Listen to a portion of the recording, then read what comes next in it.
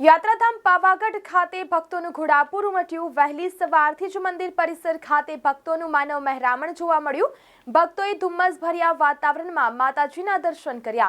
તો આસો નવરાત્રિને ગણતરીના જ કલાકો બાકી છે, ત્યારે આજે ભક્તોનું માનવ મહેરામણ જોવા મળ્યું। આસો નવરાત્રિને લઈ પાવાગઢ ખાતે પોલીસનો ચુસ્ત બંદોબસ્ત ગોઠવી દેવામાં આવ્યો છે। ભક્તોએ માતાજીના દર્શનની સાથે આહલાદક વાતાવરણનો નજારો માણ્યો।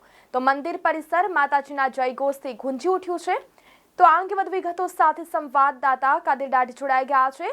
જી કાદિર, જણાવશો, હવે નવરાત્રીને આડે હવે ગણતરીના કલાકો બાકી રહ્યા છે, ત્યારે યાત્રાધામ પાવાગઢ પર ભક્તોનું ઘોડાપુર ઉમટ્યું છે અને પોલીસ દ્વારા બંદોબસ્ત કરવામાં આવ્યો છે। શું છે વધુ વિગતો? જે ચોક્કસથી માસૂમ વાત કરીએ તો આગામી 3 ઓક્ટોબર ગુરુવારથી આસો નવરાત્રિનો આરંભ થનાર છે, ત્યારે આજે મંગળવારે વહેલી સવારથી જ યાત્રાધામ પાવાગઢ ખાતે ભક્તોનું માનવ મહેરામણ જોવા મળ્યું હતું। મોટી સંખ્યામાં ભક્તો માતાજીના દર્શન કરીને ધન્યતા અનુભવી રહ્યા હતા।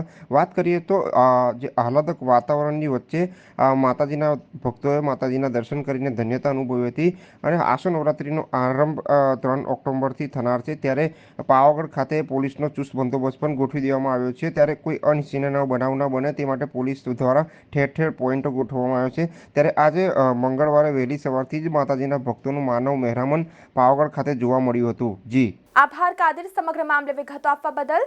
તો યાત્રાધામ પાવાગઢ ખાતે ભક્તોનું ઘોડાપુર મટ્યું છે। વહેલી સવારથી જ મંદિર પરિસર ખાતે ભક્તોનું માનવ મહેરામણ જોવા મળી રહ્યું છે। ભક્તોએ ધુમ્મસભર્યા વાતાવરણમાં માતાજીના દર્શન કર્યા। આસો નવરાત્રિને ગણતરીના કલાકો બાકી છે, ત્યારે ભક્તોનું માનવ મહેરામણ જોવા મળી રહ્યું છે। આસો નવરાત્રિને લઈ પાવાગઢ ખાતે પોલીસનો ચુસ્ત બંદોબસ્ત ગોઠવી દેવામાં આવ્યો છે। ભક્તોએ માતાજીના દર્શનની સાથે આહલાદક વાતાવરણનો નજારો માણ્યો।